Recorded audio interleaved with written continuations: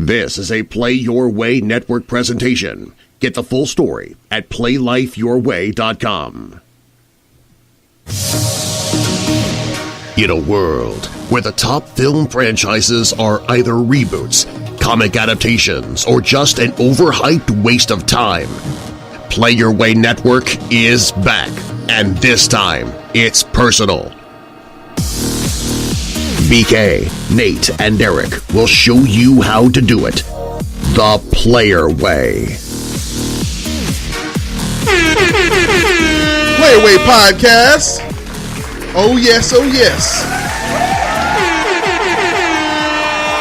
Yes, indeed. Ladies and gentlemen and everyone in between, with all due respect, this is your resident podcast DJ, BK, helping you understand how to curate your life and media the Player Way. I don't know how I got through the beginning of that. We had so much giggles and got the Jim Beam apple and Douce and everything else flowing in the studio, but shout out to Jim Beam apple because we're drinking and they're paying us for it. Exactly, and the man who is absolutely corrupting the system. You already know who it is. It's corrupting the system. DTX, which stands for Derek, Texas, as Nate has informed me. That's just what it's going to be. So, what's up, y'all? Exactly, and he absolutely did introduce the next co-captain of it all, Mr. Nate, giving it on up. That's me. Greetings from after the Yuletide. Absolutely, after the Yuletide, indeed. His voice tastes like milk chocolate. Can I say that? It that? sounds like it tastes, yes, and I'm sure it tastes like the finest of Godiva chocolates melted into a pool that a small German boy might fall into and get sucked up into the system, thus corrupting that system. That system being the Willy Wonka Chocolate Factory. And yes, it's the Playway Podcast, your resident podcast, DJ BK. Help you understand how to curate your life and media the Player Way. But I never say it that way. I always hit this button. The Player Way. And the man making sure that I am hitting all the right buttons to my right is Mr. James Turner. Hey, how's it going, guys? What's up, James Produce? You doing all right, man? I'm pretty good, man. Just coming off of Christmas with the family, so I'm doing all right. Exactly. So you just drove into town today, right? Yeah, I just got back. Had hit like tons of traffic in the actually before Atlanta and even into the Atlanta area. So I got here pretty late, like 3 hours from Macon. So. That's what's up. Everybody who didn't have vacation time for tomorrow was getting back into town today. That's right. Speaking of you getting into town, man, what did you got going on over there in DTX? Oh, man, we got to corrupt the system a little east of Dallas and head out to the Gallardo family and had a good Christmas day out there. Get some outside cooking, some adult activities, and everything, and bringing it back home, and making sure the kids were all stoked and everything. So you got to pass that joy on. You know what I'm saying? Pass that joy along. Activity. Got to be blessed. And shout out to shout out to Uncle BK for hooking up Christmas for his nieces and nephews. So I wanted to give that. Oh, we ain't gonna talk about that. No, we ain't gonna talk about that. We don't cloud chase on the Playway Podcast. Whatever you want to do, whatever you're doing, you're just making sure you're doing it the Player Way. Exactly. So if you share little blessings here and there, that's what you do, and you win it. That way. You know what I'm saying? But no, we don't want to. We don't brag about it. Real strong. Exactly. Too strong. So Nate, what you got going on? I'm looking at your background on Google Hangouts. You don't look like you're back in DC. Well, I'm not. I'm currently in wonderful Columbus, Georgia. What? You're in Columbus? What? C-Town. I've been out of my parents' house. That's what's up. Out in Columbus, Georgia. Now, why did I think that your parents moved up north? And that's the plan for next year. So they just pushed it out. So you still live in Columbus. So we still have our Columbus residency for the local awards show down there in Columbus, Georgia. All right, now I see what I'm there in Columbus, Georgia. Right there, Columbus, Georgia. Give it to him. Oh man, we are having far too much fun. Speaking of having far too much fun, we're gonna get on with the podcast in a little bit and get onto our deep dive. But producer James and I, we've been having a little fun here, having a little friends Christmas action going on here before we both had to kind of do things with the family. We did the Christmas light tour here in Atlanta for, as my wife would say, for 2 cents or 5 cents. 2-cent tour is what the 2 cent tour, yeah. exactly. And then we got this. Okay, so while we were in Columbus, we went down to Columbus to visit some people. Shout out to Jess and Darius and Kat and Jeffrey and Kim, G-Dub, yeah. GW and everybody else that I have not mentioned. What's up, Jeff? Exactly. We basically had a lot of fun. Everybody made me feel at home, big time. And while we were down there, we saw Columbus has kind of been coming up, man. Nate, I don't know if you've been down to Broadway, but they got like a nice little package store down there that is for the finest of snifters if you want to get some alcohol. And we saw that Ciroc came out with this brand new flavor. Well, brandy. Brandy. They came out with Ciroc brandy. That isn't, yes, not vodka. Exactly. And so we saw that. We wanted to give that show that business some love. And, right. Because some people did know us in there, so we didn't want to act like we weren't grateful for their participation in improving the Columbus community. So we bought each a bottle, but it was like only $20 per bottle for Ciroc, and it was like a half size of the normal size, like, Ciroc bottle. So we kind of already knew, and James and I, we were talking about the upcoming podcast, and we were sipping on it. We were like, you know what, we should do a taste test with other comparable brandies, get like some really inexpensive brandy and see if it beats it. And sure enough, we did. We ended up getting like some E&J. What else did we get? We got Parmesan. We got some Parmesan. What you know about that, Derek? To the hood on Parmesan. Exactly, did that. And then, shout out to 8110 Skillman. Exactly. Keep coming for that. Anyway. And then just as a control, we got Douce Cognac. And so I have some leftover from our taste tests. I got me some Douce. It's a very cultured spectrum you got there, brother. James, in fact, found out he liked E&J a little bit. I like E&J out of the choices that it's no Chivas Royale. But anyway, so we got that going on there, and then I know Derek, what you got going on over on that side, man? My Christmas cheer has been my third bottle of Jim Beam Apple. Nice. Which I think I just love this thing at any freaking temperature. That's awesome. I can pour this on the rocks. I can drink it right now. Throw it in the freezer, fridge, whatever, man. And then Nate, tasty treat. Your favorite thing used to be. Tell me, okay. So your favorite thing used to be Jameson, but what's your new thing now? Oh, Jameson strictly for shots. Okay. But I sip on bourbon if I'm drinking casual. What's up, James? Preferably makers. If I'm feeling X-rated, I go to Woodford Reserve. Woodford Reserve, man. Okay. Oh my god. Woodford. Is it just me, or is Nate? Yes, sir. Or has Nate become like a bit of a Barry White on this sex symbol, man? My darling. Exactly. I don't know why. Exactly. Giving you these exclusives. The player way. Exclusive. Coming through. So, impromptu, we just showed you how to get your brandy and cognac game up for the price of $3.99. The player way. And we're going to move on with the show. Don't drink Parmesan. Exactly. Parmesan got that chemical flavor afterward. Not unless you get like the Parmesan flavors or something. Sorry, Parmesan. Even if you wanted to be a sponsor, we would definitely drink it, but otherwise, no. Exactly. I don't think I've ever actually had brandy before. Really? I'm sure I've stumbled upon it in my life at one point, but I've always pictured like sitting in a cigar room having a cigar and a brandy in one of those brandy glasses. Exactly. Little fun fact: do you know what distinguishes cognacs and brandies from other types of alcohol? Nate, No. Do you know what the base for a brandy is? I do not. Fruit, rather than rye or wheat or barley. Fruit is the base for that. So that's what's. So is it sweet? Yes, Like it does. sweet? It has It's not sugary, but it does have like a sweet. Go ahead, James. It is sweet. Bless us. It is sweeter. Sweeter. That way. Yeah. Exactly. So that's what's going on there. So that's your deep dive on that. But now it's time to get our deep dive section going. It's time to take a deep dive. The player way. Deep dive time. So unless you've been living under a rock,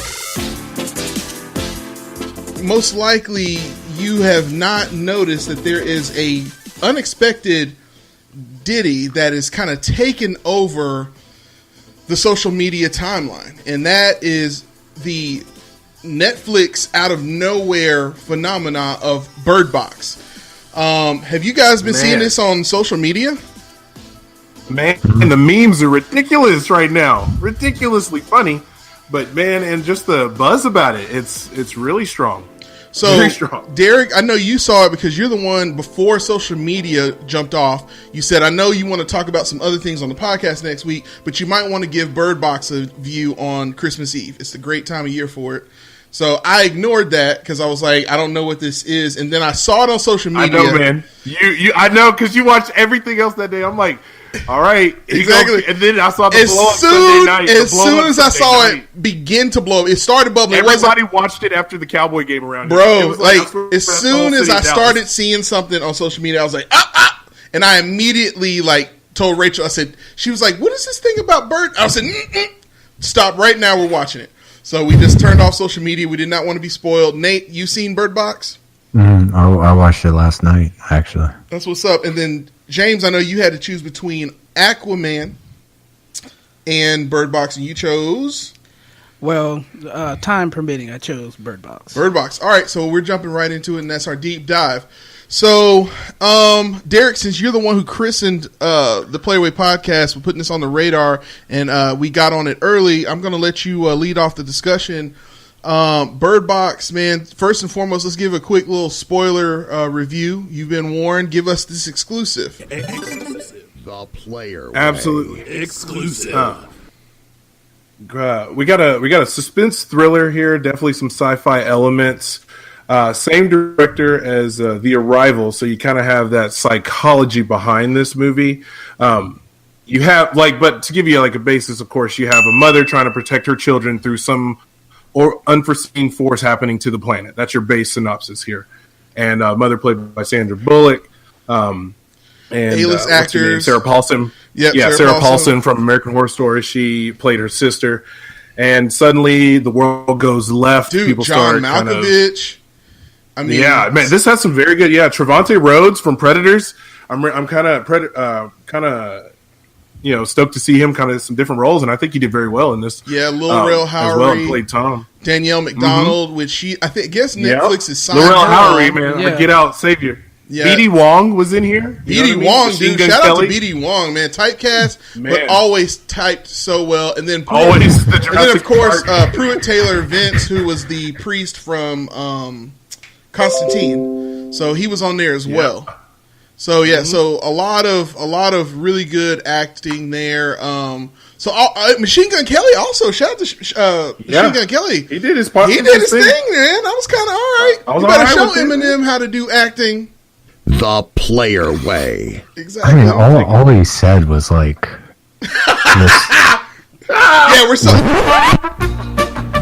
Oh, hey, what's going on? Sorry. Radio edit.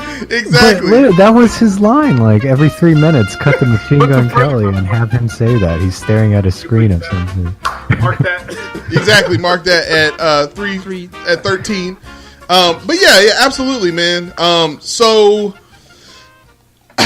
What's your impression, Derek? I mean, why do you think this is taking off on social media so much, man? I think this is taking off in social media because I put it tantamount to how you write articles at PlayYourWayNetwork.com.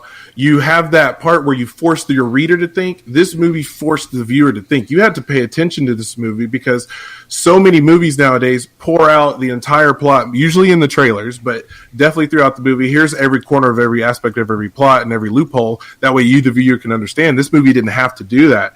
And I think that's why that's really invoked a conversation because of the psychological elements of people postulating their own theories and never having a definitive boogeyman on the screen. You had to go with it between the ears like they did in the movie. So it gave you that experience psychologically, audibly, visually. It was pretty cool. Yeah, shout out to Sandra Bullock. She's really kind of made her re-entry. I mean, just when you count her out to no longer be a factor in the silver screen, she jumps right back up and shows you why she was the queen at one point.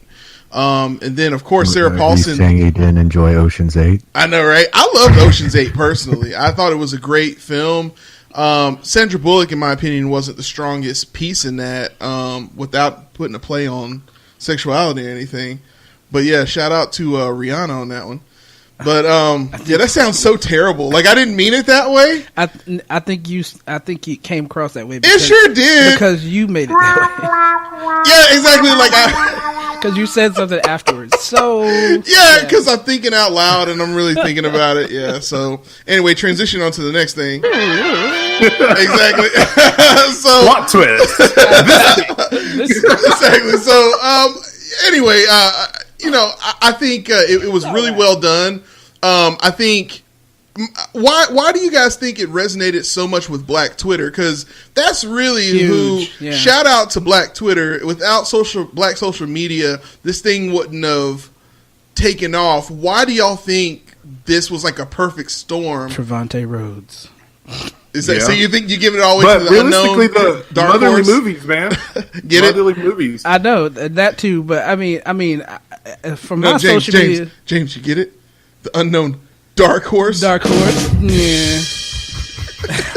From my social media feed, it was a lot of black women talking about this movie, and he was a big factor in that, I think. Okay, the motherly aspect too, man. I'm saying, yeah, that's always strong in the community. Motherly roles. Think about that movie back on around Mother's Day with Gabrielle Union. That was strong in the black women community. Yeah, but not as big as this, though, man. Not as big as this one, but I did because they like Sandra Bullock too. They respect her. Yeah. Okay, so you think because of The Blind Side? Yeah, man. She's still getting shout out to Kim Rizicki, my Blind Side mother. Blind Side. Exactly. The Blind Side turned her onto the community. What do you think? Facts, what do you think where the memes came from? Why this film out of all films? Me? Yeah.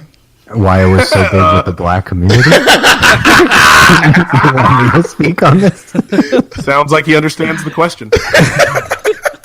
Well, if I had to look at it from a lighter standpoint, from a black standpoint, just a social. You're in Columbus, standpoint. Man. Use that spirit energy, homeboy. Shout out to Benefit of Soul Road. I'm not gonna lie, you've kind of stumped me with that question. Dude, you were such on a roll last week. I went to that well too many times. Diplomatically. No, what I love is I'm gonna come up with a theory that he's gonna like jump in. Oh yeah, I know what I was it's actually the maternal aspect is really what the African Americans. He goes shoplift from Derek. They really resonate with that sort of motherly love. That's right, man. All right, I'm gonna tell you what I think it is. Sandra Bullock's Oscar-winning portrayal. Honestly, I don't. The Blind Side really, struck a chord again with the African Americans. My African American, I gets it. Anyway, the polls. Honestly, I really am gonna give it up to Lil Rel Howery. Throws pressure. Lil Rel just this past weekend when this thing kind of went viral, the Us trailer came out. So if you remember, Lil Rel was the runaway hit that no one knew was going to be really big out of Get Out. Mm-hmm. That person who tries to warn you and is like, yo, you need to watch out. And he played that exact same role in this film. He's the guy who's like, no, I'm telling y'all what's going on. Y'all need to listen to me. And it was also kind of messed up because of how like both black characters kind of went out in a real crazy way, which is a second life that this thing got into it.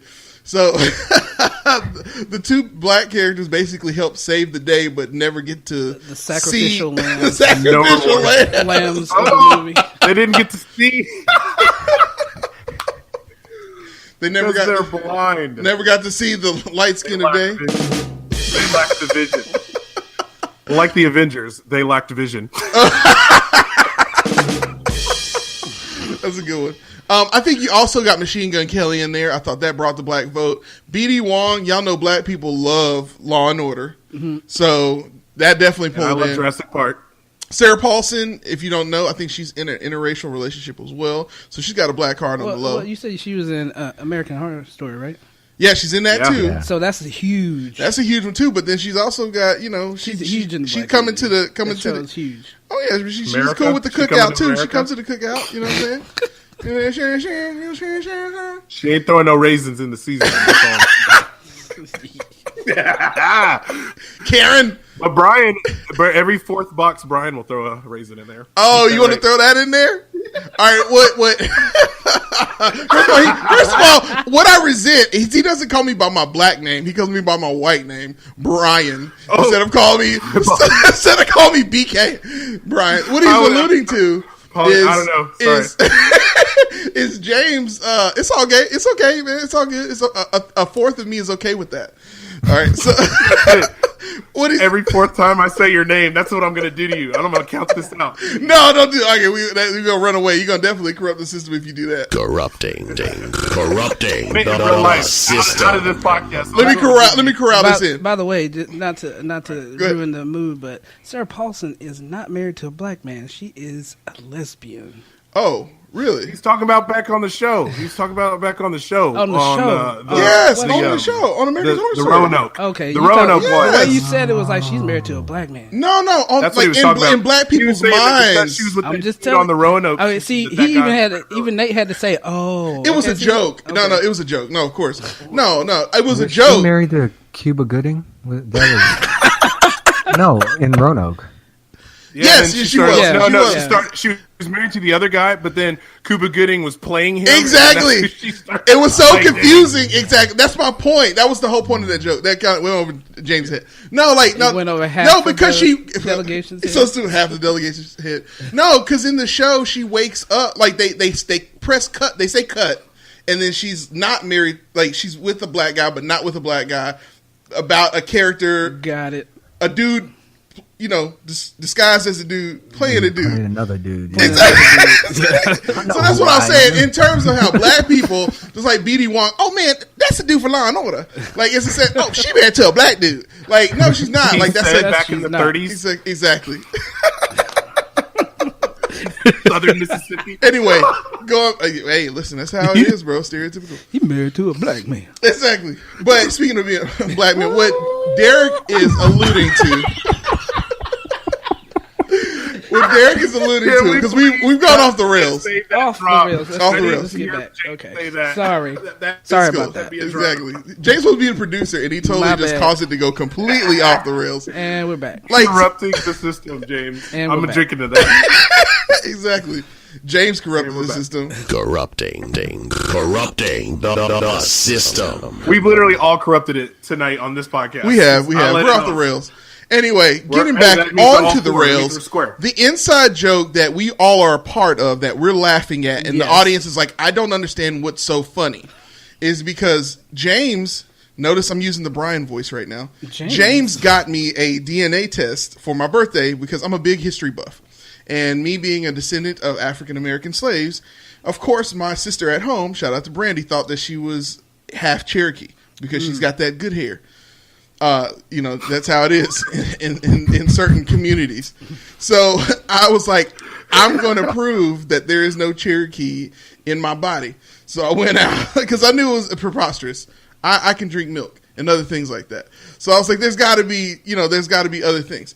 So come to find out, I'm actually a quarter, 25% on the dot, like Welsh, like British, a mix of you, like not even a mix. Like it's like 20% on the dot, and then 5% of other Caucasian derived.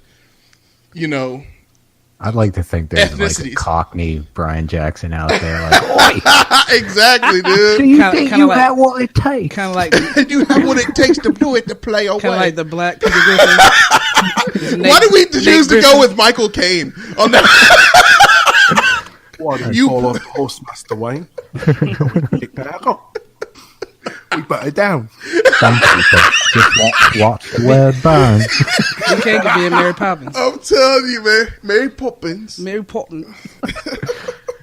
So anyway, that's been interesting because if you've never met me before, I'm dark. Blackity black. I'm black. I'm black. I'm black and black. And I'm black, y'all. Yeah, I'm black, y'all. And I'm LCC before. Black, black. Shout out Charlie Murphy. Exactly, Charlie Murphy and the dude from Which was Jason's lyric? Mm-hmm. Exactly. So anyway. So yes, An ancestry kit. Yes, I'm 25% Caucasian. So it's weird because I'm darker skin tone than James is. But James, you're more black than I am. Yeah, apparently according to Ancestry.com's DNA test, he's like, I'm only like 12% European descent, and the rest is all from like other than some little splatterings of other things. All African. Like, take a swab of your mouth and yeah. Well, you actually spit in a tube. This is crazy. Yeah. That's the exact line of questioning. I really hope you guys, like, sometime in the near future, see clones of yourselves just walking around. Like, I know, right? When I see these, like, 23andMe and that's really the goal, right? It's the only chance I have of having a kid. Just a collection of human DNA to clone. Exactly. So, yeah. So that's how we'll get the British BK Jackson. Exactly.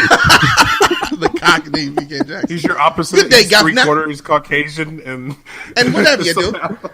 Anyway, I'm not even going to go with that bad accent that I was about to go into. It was bad. It was like an old newspaper gangster from the 30s. Yeah, see? Yeah. Kappa, you never take me alive. As long as I'm around, you'd be second best, eh? All right, front page article, you see? Biggest copper in town. All right, them rails. Back on the rails, exactly. So anyway, Bird Box. It was a great movie that was awesome this week. So black people love Bird Box, even though half of them thought that Bird Box was a 5-piece dark meal at the local Williams Chicken. So shout out to Brad Davis. Brad Davis in Wood High School he posted on social media a box of chicken and like fries on the side and said that Bird Box was so delicious while watching this movie. I was like, man, you are so black. And we're gonna leave it at that. Blacker than BK. Exactly. Yes. Hey, there you go. There you go. The player way. So let's get back to the deep dive, though. When amongst all of this social media, amongst all this social media, we were commanding the trenches. Amongst all this social media attention, though, you got to wonder: did Netflix plan on this? And the obvious answer is no. So, how is a service like Disney Plus going to compete? Because we were talking last week about Disney Plus and what they got coming up in the not too distant future. They got a new service coming up. It's going to be in fall of 2019. CNET has got an article coming up about it.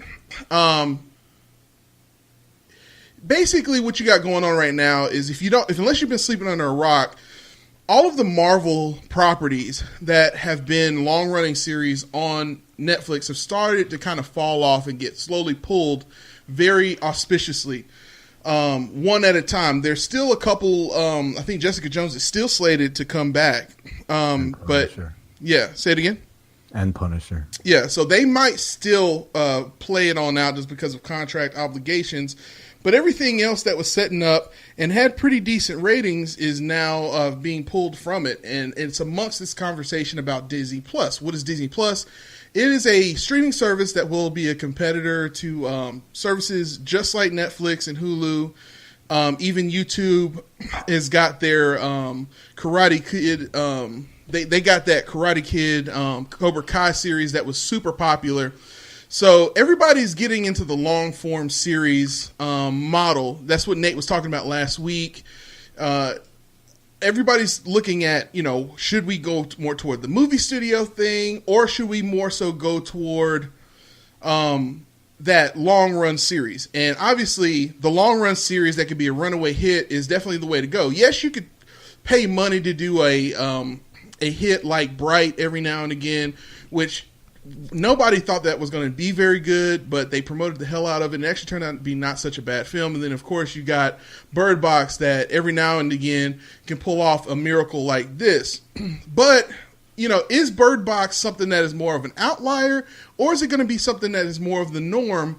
With Disney Plus coming out, they got everything under their umbrella, just to make sure you understand. It's Disney, the classics, Pixar, which is the Toy Story company, Marvel, Star Wars, and National Geographic, as well as all the ABC properties as well, could be there as well. So again, the question pending in this deep dive, taking the Birdbox conversation and the social media attention, is that type of attention something that is more of the norm with Netflix, or is it going to be something that's more of an outlier, that's something Disney should be afraid of? Let's go with Nate first. I think in terms of, they have a couple of these sci-fi. They did this with Cloverfield Paradox with like minimal advertising. Yep. Dropping it out of kind of nowhere. And then letting people talk about it. But I can't see them doing that for, their properties like Orange is the New Black or things like that. They also do it with Black Mirror. Yeah, which I think Black Mirror is either just come out, the first episode of the new season just came out, or is coming out next week. But I know it's really close. See, they dropped a trailer today. That's what it is. Okay. Release date of tomorrow, but it's a movie. Yeah. It's supposed to be like a choose your own adventure movie. I don't know exactly how like it those works. ones where you make those decisions on Netflix, like yeah, those kid so we shows. can all make terrible decisions as we watch. Yeah, have you heard of those, BK? Yeah, YouTube has been doing that. They kind of started all of that, and it started with like companies, marketing companies like Smirnoff and stuff, doing that thing with like choose your own parties and things like that. So, but I think it's been a novelty in the past. For Netflix to do things like this to try to compete with Disney in a different way, because Disney, they have the more popular intellectual property. So you're saying Bandersnatch is going to be the movie that we're talking about? Bandersnatch. I think that's what it's called. No, I mean, like in terms of their Disney Plus, like Oh, sorry, I thought we were still talking about Black Mirror. My bad.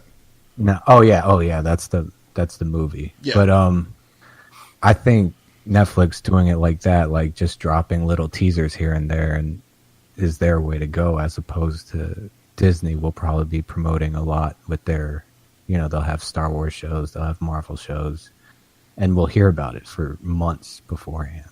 But I kind of like the approach of minimalist, letting people get excited, getting surprised, things like that.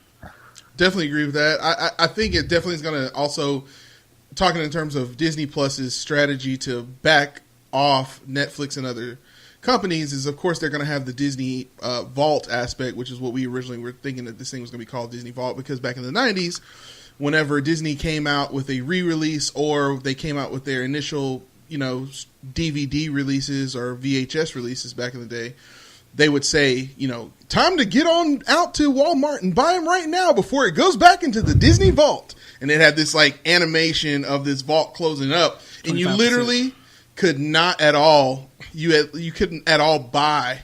You're so stupid. He said 25% when I use that voice. It's so stupid.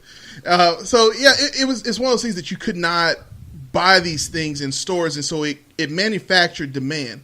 And so we for sure are going to see this happen with Disney Plus. Whereas before you could either see it on Hulu or Netflix or even buy it on Amazon, there's a complete possibility you won't even be able to buy these things on Amazon anymore. Things may all of a sudden start disappearing from the shelves, and they may make it to where you could only see these things that are coming out right after theater releases on Disney Plus first, which I think would be an amazing strategy. What are your thoughts, Derek? I agree with that, and that's something you had mentioned last year when we were postulating on this. And to Nate's point about how Netflix drops the movies, and to your point with going back into the vault, it's very similar marketing plans, because Disney would come out of nowhere and be like, boom, here's Aladdin, boom, here's Lion King, out of nowhere with no forewarning. And then boom, you saw commercials for it, you saw advertisements for it everywhere before it went back into the vault. So it's great marketing, and that's kind of what Netflix does with its marketing, like to what Nate was saying, how they just drop it out of nowhere. This is where you can get it. This is the only place you can stream it. I mean, it's very similar ploys, but pulling them from the other one, Disney has total ability to do that. It just has to wear out any contract it has with them, and then they can just actually keep it all on their own streaming and actually have it like a monopoly completely on their movies again. Yeah, for lack of a better term. I mean, absolutely. So here's the question pending. Should Disney be afraid of Netflix and these flash in the pan moments that they have, or is Disney secure inside their vault? I would argue that they're pretty secure. Okay. With having Star Wars and Marvel. I think Netflix is the one searching for their own property, which is why they canceled those Marvel shows. Yep. some other more notable series is like House of Cards is done. Yep. Orange is the New Black. Well, it's not completely done. I mean, House of Cards, they said it was the last season, but it ended on a cliffhanger. But I get what you're saying. It's Lifeline. It's closer to the end. Yeah, closer to the end than it is to the beginning. Yeah. So they're probably searching. Well, they might have it. They have some pretty exciting stuff coming along with like The Witcher. I know that's a popular video game. I saw they were making like a live action Cowboy Bebop for you guys. Yeah. They're doing, except for you guys, because we like anime. Yeah, I mean, they've been doing really good with the anime remakes, and they're getting better for sure. Bleach, to me, by far was the best one so far. Cowboy Bebop, in my opinion, has really potential because while it's a popular anime, it doesn't have the widespread appeal that the Shonen Jump types of series usually do. So there's a lot of room to kind of play with it a little bit and not be so harshly criticized. As long as it's cool and as long as it's casted well, I think it's going to be just fine. Plus, they can kind of play off the formulas. Guardians of the Galaxy vibe that it kind of has. Oh yeah, absolutely. If they do it right, basically a space opera anyway. So yeah. But the thing I was going to say about Disney, I think the only people that are really going to be in trouble with the Disney streaming service are cable companies. How so? Basically, I mean, you won't need to have those channels in your package anymore. You just need to, all you got to do is subscribe to the Disney Plus, because a lot of families just get a package that has all the Disney channels on it just because they want to have something for their kids to watch. But you won't have to do that anymore. You just get the Disney Plus. And that's a very good point, because I'm a Verizon customer. Yeah. And I just got an email today saying they have yet to reach a deal with Disney to keep their content on there. Look at as that. Of New Year's, there's a good chance like ESPN, all Disney channels will be off of Verizon. And they said, what's funny about that? That means no Super Bowl for Verizon. Dude, isn't that crazy? We were, I read that list of of companies that are the umbrella production companies and distributors under the Disney Plus brand. But notice ESPN is not on there. And when they originally talked about Disney Plus being a thing, it doesn't say anything about ESPN on that. You got Disney, of course, Pixar, Marvel, which is like the centerpiece. It's actually, if you look at this graphic, you can go to preview.disneyplus.com. You can actually go on there, and there's a little blue button that says keep me updated. And if you do that, it'll definitely keep you updated on the Disney Plus happening. The Player Way. So that you can receive updates and special offers and other information for Disney Plus. You go ahead and put my email address on there. You can actually put the Player Way podcast at gmail.com. Again, that's playerwaypodcast@gmail.com if you want to ask any questions. Exactly. You see how we did it? It's double entente there, you know what I'm saying? Double intent. So anyway, we got that going. You can stay up to date on that. But that is interesting. They put National Geographic on that masthead, but not ESPN. So you got to wonder what happened, because the biggest pull, Nate, I remember when we first started talking about it, ESPN was like the big thing that they were talking about. Remember that? Yeah. And they have like their separate ESPN Plus, which I don't have any statistics on that, so I don't know how popular it is. But I know ESPN is having some issues right now because Fox Sports is doing pretty well right now. So I'm definitely interested on that. Some of the other competitors when it comes to cable's got some other issues, and that's going to have to be an episode at some point as well, because, as you guys known in the past, I've been a Sling TV person because my wife and I were cord cutters. But we actually switched in the off-season over to DirecTV Now, which has a lot more flexibility, a lot more channels for a much better price.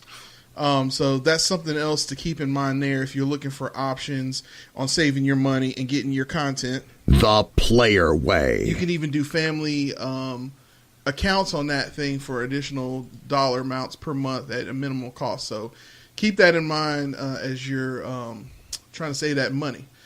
But that's kind of do it for the deep dive. I think we've kind of beaten that Birdbox to death. Get it? Beaten that Birdbox to death. We should swim over to the box office. Huh? Oh, should we make a splash in the box office hustle? Is that what we should do? What do you think, Derek? Is that what Derek? Should we do that? Yeah, let's do that. Yes, can I have your attention, please? I wish I had box access office. to All the right, it's time for the box office hustle. All right, cut and print. Beautiful guy. Shout out to Derek for talking right through the drop. Yeah. Corrupting the system. Anyway, box office hustle. As usual, we love to go over to boxofficemojo.com to check out the latest and greatest happenings. You can play along with the podcast when we do that. So when you hear that drop, and I'll do it right for you just to make sure you know what it sounds like. Derek, you want me to do that? Derek, go ahead and shut up this time. Please have quiet. Yes, can I have your attention, please? Box office. All right, it's time for the box office hustle. All right, cut and print. So whenever you hear that drop, then you can jump over to boxofficemojo.com and still hear Derek talk right through the drop, but then you can hear the top 3 films. So, James, tell us what the top 3 films ranking from top to bottom domestic grossings are looking like. All right, so for the top 3 films, we got domestically, we got coming in at number 1 is Aquaman with 122.6 or whatever. We got Mary Poppins Returns coming in with at second with 61 million, and then third place is Bumblebee with 40 million, and rounding out, we're just going to go ahead and do number 4 because we kind of did 4 last week. The number 1 spot from last week, we got coming in at number 4 is Spider-Man Into the Spider-Verse. This time pulling in with a total domestic gross of around 80 million. That's what's up, man. Appreciate you giving us those drops right there. And definitely, it's something to consider. I'm glad that you named number 4. It's nothing to sneeze at that Spider-Man is still doing its thing. Shout out to Darius Prather taking his son Liam. I think they're still watching Into the Spider-Verse down there. So, I mean, people are still going to watch during this holiday season. It's that weird period of time between Christmas and the first of the year where it's almost not a real period in time. I call it the Twilight Zone. I honestly think that's why sci-fi plays that because that's what it feels like. Nobody wants to be at work. Nobody really wants to commit. You go into work because you have to. No one goes because they have stuff to do. Even if you have stuff to do, you will push it out. You will procrastinate intentionally, okay? Just like I'm procrastinating getting on with the rest of the box office hustle. So, number 1, Aquaman. That is the film that we all watched this week, except for James. Okay, because James went and saw Birdbox. Nate, I'm really excited to hear what you have to say about Aquaman, as you called it last week. The Waterboy 2. Overall, it was better than Venom. So that's a plus for me. Okay. It's not saying a lot. It's a step in the right direction. Step in the right direction. Steppenwolf in the right direction. It embraces its cheesiness. Got you. The leads, to me, I mean, I think, like I said, it was better than Venom, and I think the saving grace of Venom is it had a good lead actor. Okay. This doesn't. So Jason Momoa, you don't think delivered? I mean, he's fine. He's serviceable, but at the same him and Amber Heard. I like serviceable. Serviceable is like my word right now. Yeah, you. I love that. I recently stayed at a Holiday Inn, and I told the person at the front desk when I was checking out, I said, "How'd you like it?" It's a quite serviceable hotel. It definitely met all my needs. It's being politely rude. It is, but it's not though. Like it's completely adequate. Yeah. Which in today's day and age, I mean, that's a compliment. It's so hard to get what you exactly wanted and needed, at the same time. It's hard to get that. So yeah. And going back to Aquaman, like visually, it was amazing. Atlantis I agree with that 100%. Yeah. Derek, I know you're trying to get in here. Go ahead, bro. Go ahead. No. Was that it? What you had to say, Nate? Well, I was visually like Atlantis, and also the fight scenes choreography. Gotcha. Like I love that. That's what I was going to say. I mean, of course, like visually, man, the colors, the depth of detail. I mean, it was good CGI. It was really had that jump from like a literal comic book feel right on the screen, and then The fight scenes were the fight scenes remind me more of like the animated DC movies where they usually show like the grit and grime of like up close CQC, and how most superheroes, that's where the battle truly is, and we got to see that, especially in the climatic fight. I mean, did you rehearse that? I like that CQC. I've never heard that before. Close quarter combat. I got you. You already know. You know where I learned that from? Metal Gear. You wouldn't be talking about Metal Gear, would you? I would be talking about Metal Gear. But like I said, I mean, it's serviceable. It's adequate. It had a comic book feel. It didn't have to take itself too seriously. I like that the humor wasn't as shoehorned as it was in Ragnarok, because I feel for me, there's a couple moments where they died. Some jokes died. Exactly, a couple moments. Ragnarok was like you couldn't go 6 minutes without something ridiculous. That's so like far and away from Ragnarok, in my opinion. And my opinions are of my own. But, like I said, I mean, it's a step. Everything. I agree with everything you guys said. And, I think it just should remind us to don't forget we're seeing comic movies, y'all. I mean, this is stuff that, we're getting to see things that you would normally get to see. And, take them with what they are. Like, that's what it is. This is a comic about a guy that's a guy to the sea and was made jokes in Super Friends. But we're getting to see that on the big screen and visually stunning 4K resolution. Just appreciate what it is. I'm looking forward to Shazam. Hey, I had to give him some applause on that one, man. Here's the thing.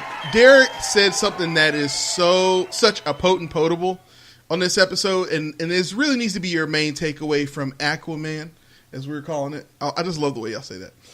Shout out to Derek with the Aquaman hat on right now. It was really Posted great on IG. It was really great to see him. Like I didn't expect to really enjoy seeing him in his classic costume, but he looked dang on good, man. In that, he looked awesome when he stepped up that waterfall. Yes, he did, man. Like your chest was pumping. My chest was pumping. Yeah, it was. I mean, here's the thing: you gotta lead this movie. It took me like halfway through the movie to enjoy it because I was so tense because there's so much happening.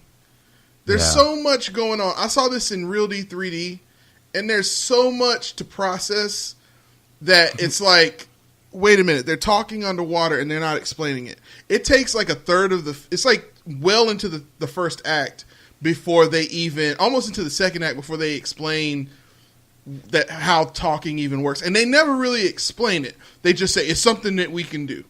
There's a lot of powers that people have that aren't necessarily the powers of those people in the comic books. I kept getting hung up on how do like Nicole Kidman and Amber Heard know how to walk? Man, that's it's a lot of your stuff. Entire life in the swimming, ocean, you wouldn't know how to use your legs. For walking. If they were once land dwellers, why are they not building like bubble like places? Like, why aren't they building normal rooms? How are they building full-on electronics? They progress scientifically past that. They realize that yes, it was because more that explains symbiotic to just be in the ocean. Exactly. Develop gills, but man, like breathe underwater already. But they don't have gills. That's what's crazy. In the cartoons and comics, they have gills that pop out. Manta can breathe underwater. It's weird. It's like, wait, what is going on? Like, they did... this is just superpowers, and the same technology that made us advance also helped us breathe. How does a TV? How does a PC that you drop into a toilet or into a bathtub that you're standing in then electrocute you and make you then be able to breathe underwater? I don't understand how that works. That's not how any of this works. So, but you can't take it seriously. Like, you just have to be like, the same technology that gave them advanced coffee grounds also gave them the ability to breathe underwater. It worked for Wakanda and it works for us. Like, it's like just evolve, bro. If they got them water lungs, what else do you need, man? What else do you need? Yes, they have water lungs that take water in, but then he coughs up water at one point because he drowned. I don't understand what is happening. There's a literally change, man. Dude, you have your lung. If you think about it, if you have your lungs that breathe in water, when you get out on land where there's nothing but air, the air is going to push the water out. That just naturally had to happen, man. Same conversely, if you took a big breath and then went into the water and then exhaled, bubbles would come out. It's the same thing, man. Don't eat. Come on, man. You got to see Aquaman as a grown adult and enjoy it. I got you, but still, man. Give it a little breaks, right? I mean, I don't know, man. The only thing you can do The only thing you can do is just forget about science when you walk into this film. Just throw it in the trash. Forget about science, kids, before you watch this comic movie based in a mythos. Logical. Well, but think about it though. You're a human being. Like you need to be introduced into the universe that you're going to be inside. We're going in to watch The Little Mermaid. That's what you need to imagine. This is The Little Mermaid made into live action. And I'm not even kidding. That is literally what you're watching. You're watching what The Little Mermaid would look like if it came to life. Disney is going to get ideas from this film for the upcoming Little Mermaid live action film that's coming out. Be ready. Even the princess looks like Ariel. Just get ready. It's happening. Like Nate said, how can they walk? They had the cameras in the background while they were shooting Aquaman. He takes Aquaman on a swimming lesson, and he doesn't teach him how to swim. Aquaman just jumps in the water and goes, oh, we can swim now. And then just jet flies off. Forget about even what they tell you in the film of how things work. Just throw it away. Put it in a cubby hole like at the skating rink when you left your wallet and stuff and you knew no one's going to steal it when you came back to it. Like, just leave it, because if you think that way like I do, you're going to have a hard time enjoying this film. And it took me a while to just relax and say, which is kind of sad, because even though... That's DC's fault, man. They did that to you. You know what I'm saying?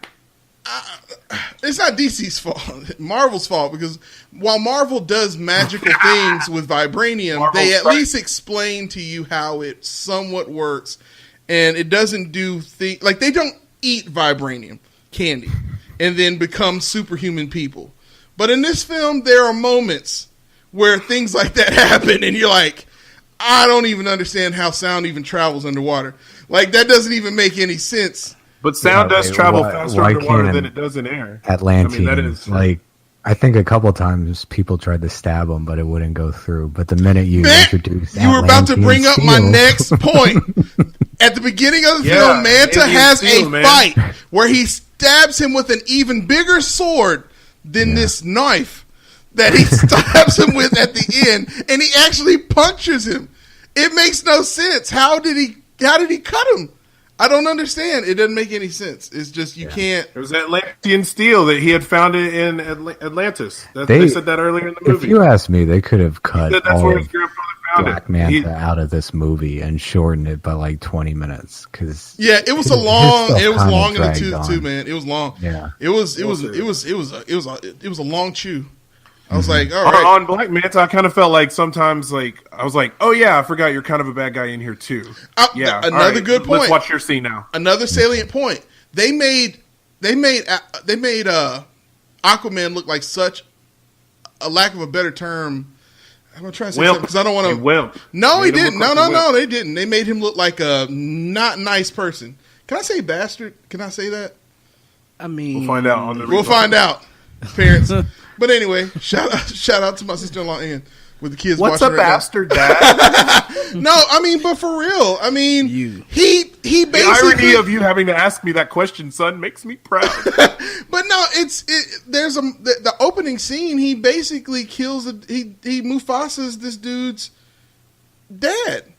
Like right there, it's like, well, you killed innocent people because it's part of your job, and I also killed. That was cold blooded. And I also killed some of your guys when I came in here, but I'm innocent, so it doesn't matter. Like it goes to that adage how we always say, you know, the different agendas, heroes and villains. Well, if that was anybody else, that would have been a bad. Yeah, move. So you actually kind of like Manta throughout the film because you're like, I kind of understand where he's coming from. Yeah, like I kind of understand, and Manta was done. I think the best thing about the movie was Manta. He was done so well. Awesome. I loved just seeing him work on the suit. Yeah. Like, gonna get it together, testing. I love that they didn't kill him off. That mid-credit. Yeah. I love that. So, there's a lot of good things to come.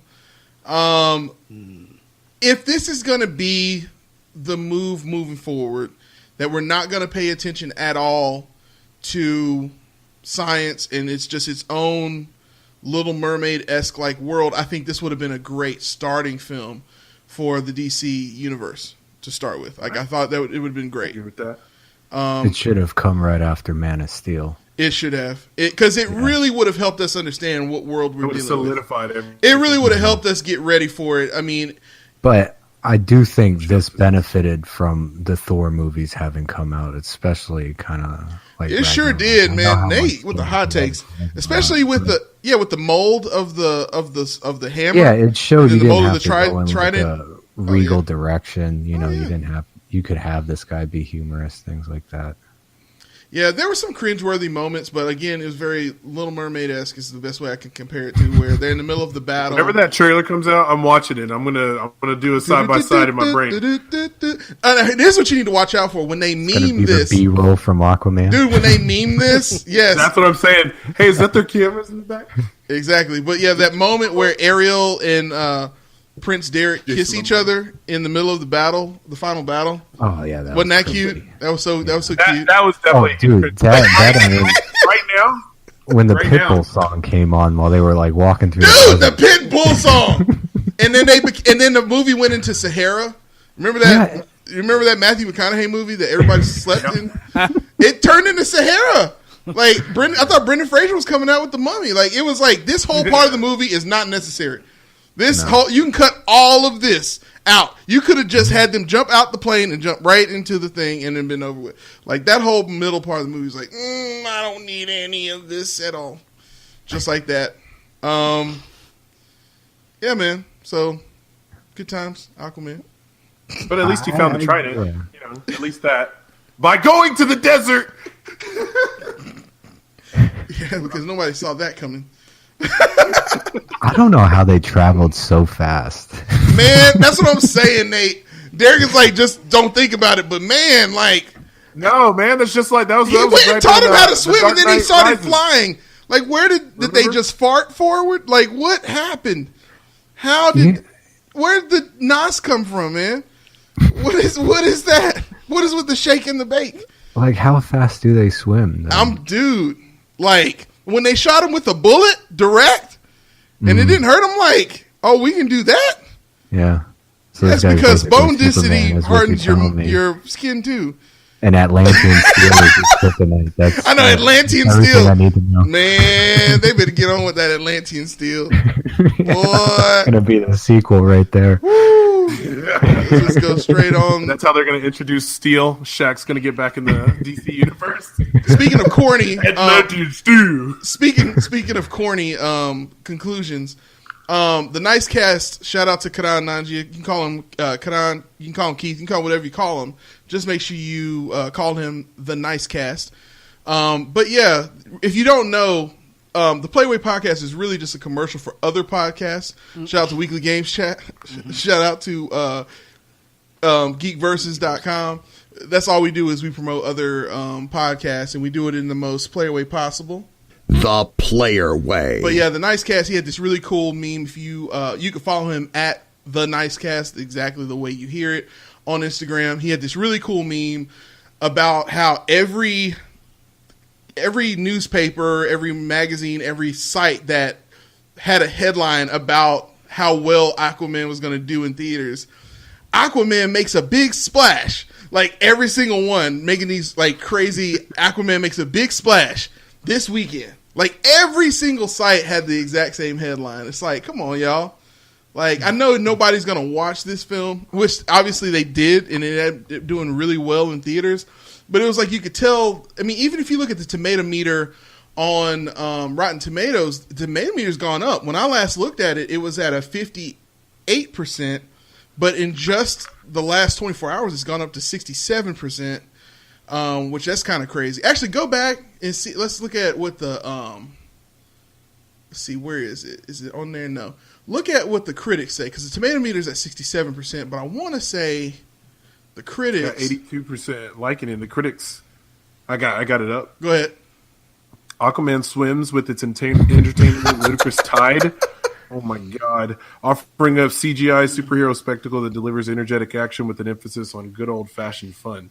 Aquaman swims with its entertainingly ludicrous tide. Oh my God. My goodness. So yeah, tomato meter has definitely gone up from 58% to 64%. And then the audience score, everybody's loving this film, even though it's a completely preposterous film that you cannot take seriously. You can tell with this offering, they're just done competing with Marvel. They're not even trying anymore. They're doing their own thing, which is great. The bar is already so low. Yeah.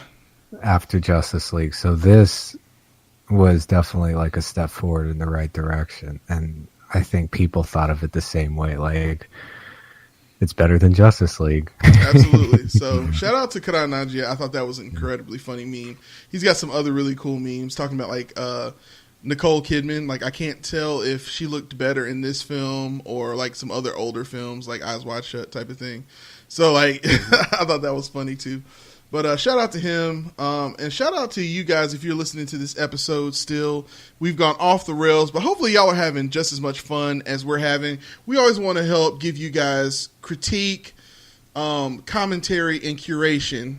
The player way. So sometimes we're going to be super serious, sometimes we're going to be funny, but the main thing is we want to make sure we're having fun. I know if we're having fun, then you're having fun. And speaking of having fun, in 2019, we're going to wrap this episode up talking about upcoming trailers that have been going on that we have not had a chance to talk about. First and foremost, got to give it up to Avengers 4, man.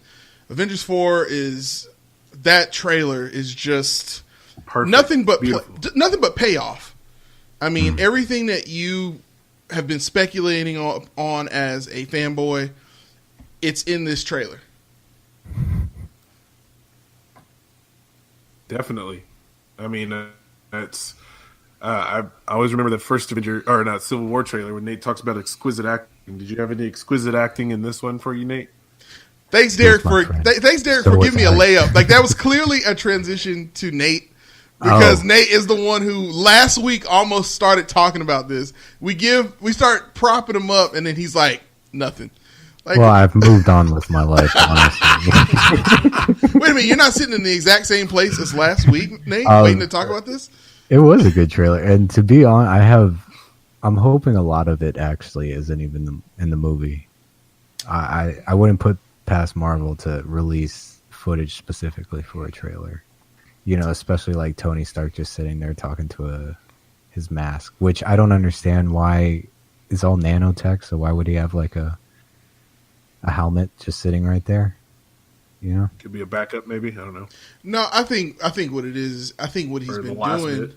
Yeah, I think what happened is he used probably his last little bit of nanotech to get that ship up and running.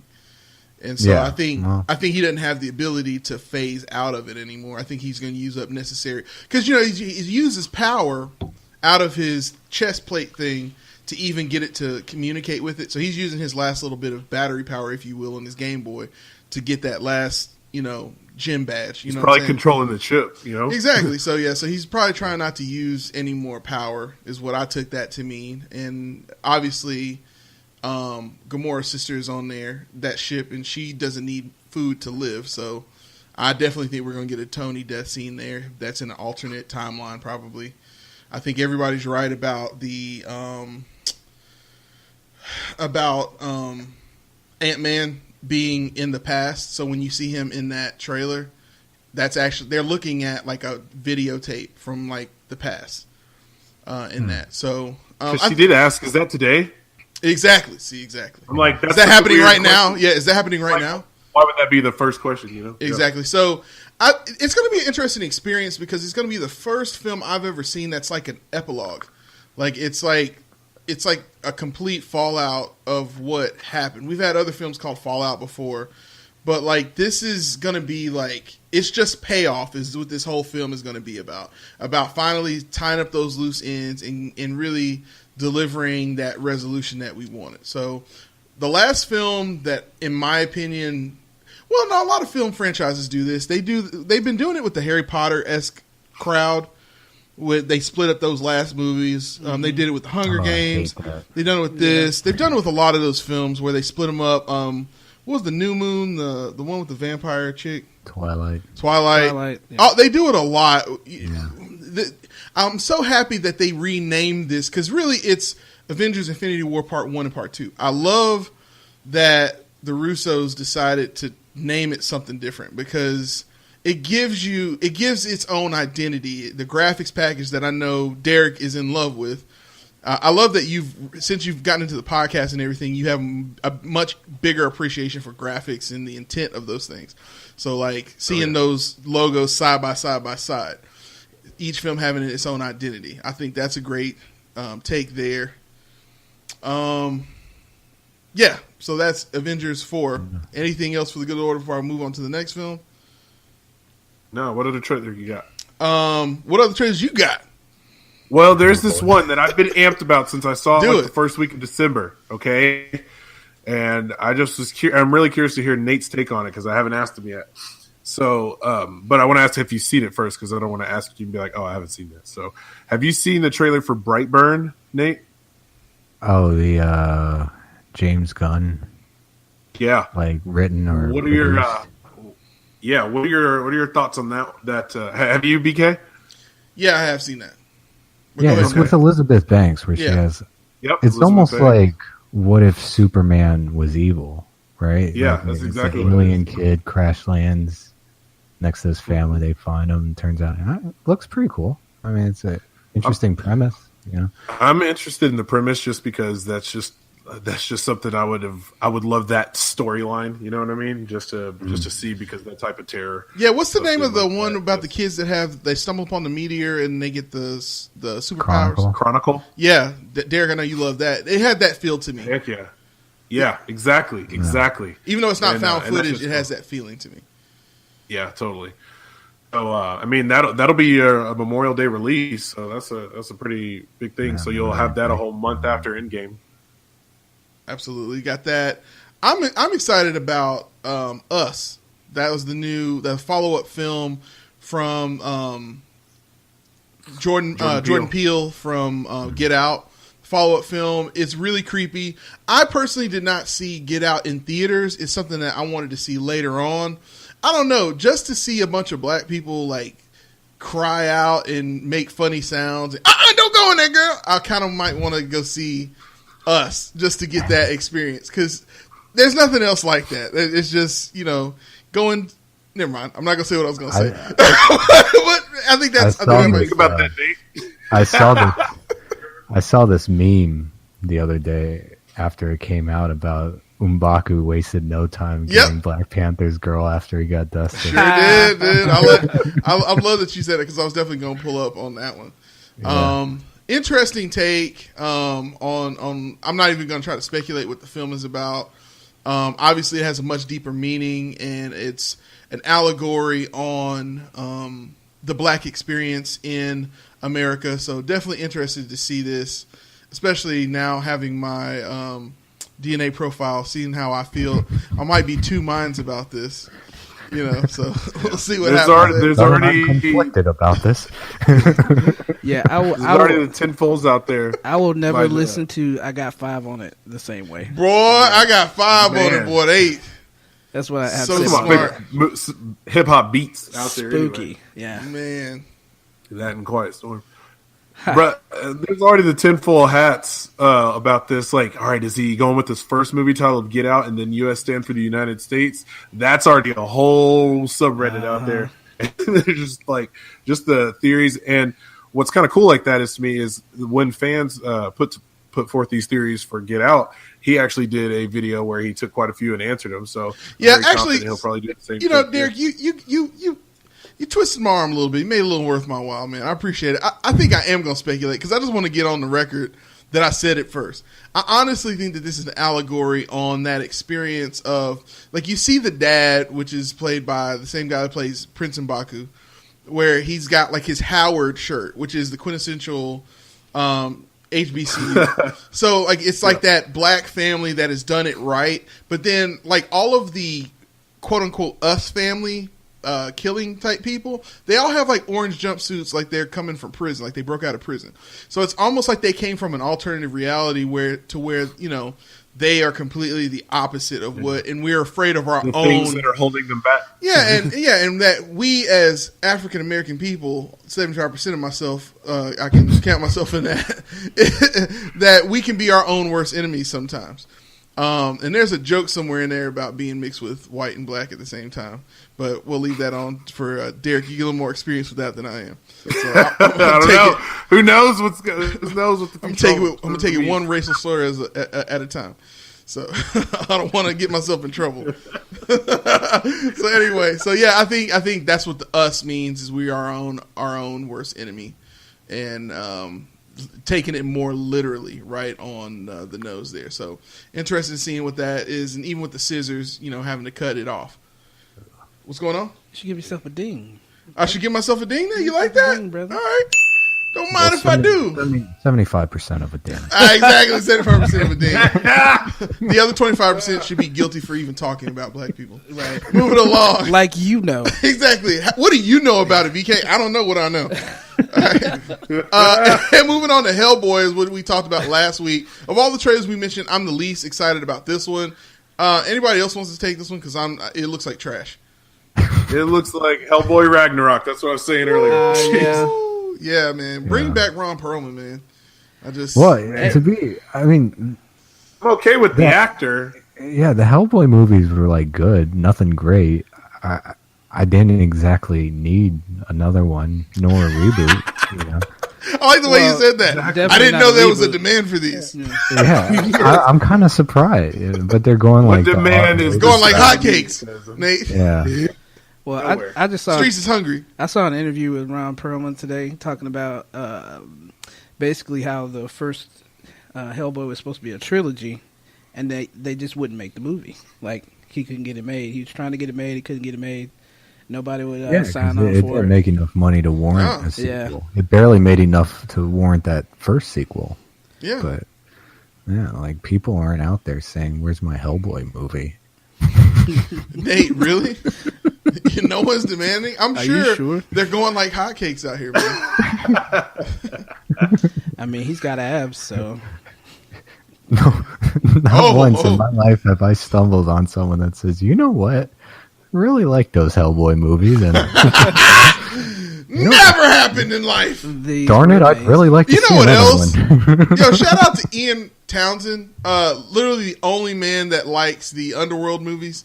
I don't know anyone else that cares about those movies. He's the only person ever in life was like, yo, I can't wait till that new Underworld movie comes out.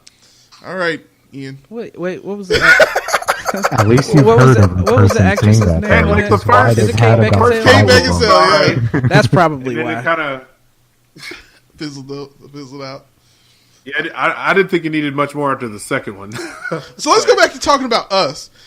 Kristen Sudman, shout out to Kristen Sudman. She had like the best meme ever. She was talking about, she said, yeah, I was watching the new trailer for This Is Us, and I was like, wow, they don't have nearly as many more as I thought they would, and so much more blood.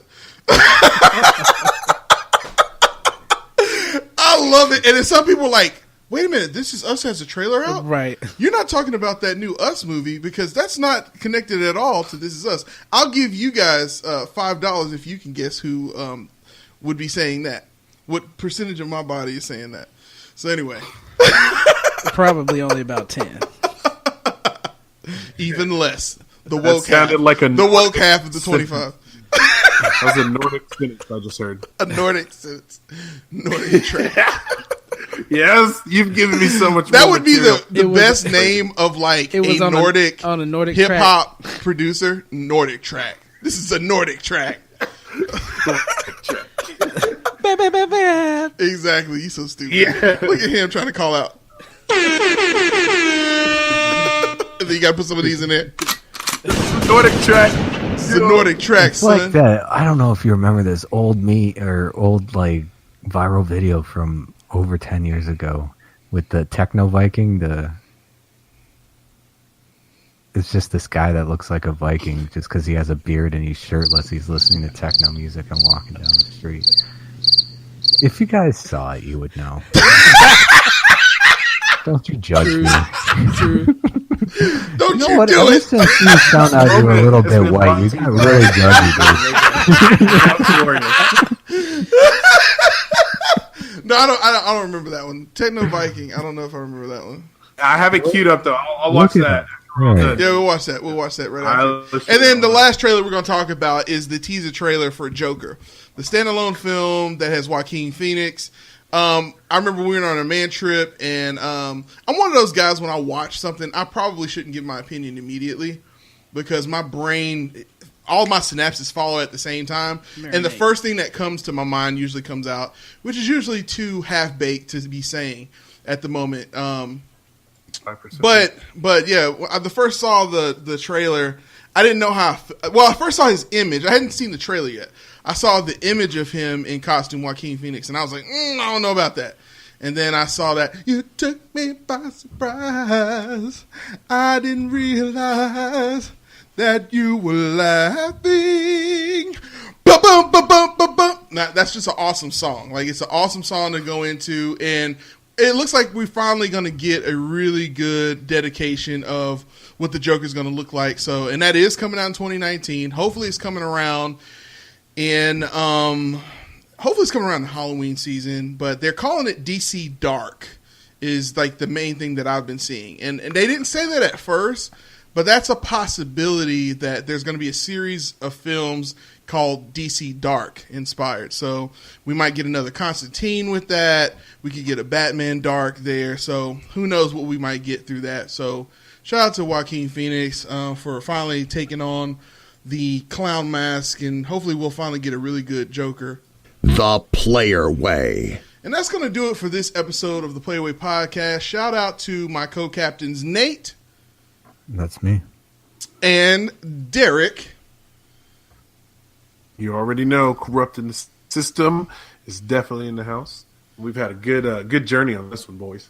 Good journey, man. You don't have anything else to send us off with there? Nope. All right, then. And James. All right, thank you guys. It was a great show, I think. Yeah, man. We got a lot left. Had a lot of fun. I got this unused drop here for corrupting the system. I guess I won't be using that. All right. Just hanging there. All Just right. fix it in post. I mean, I think he did it anyway. No, by not doing it, he did it. Yeah. Exactly. But anyway. Say what? No, I was just going to say it's that reverse psychology. That's right. I think he just forgot, honestly. It's like, and I don't have time to pull it out right now. But anyway, we're moving on. Ladies and gentlemen, everyone in between, I've been your resident podcast DJ, BK, helping you understand how to curate your life and media. The Player Way. And no matter what things you decide to do or actions you decide to take, just make sure you're doing it The Player Way. We'll see y'all next week.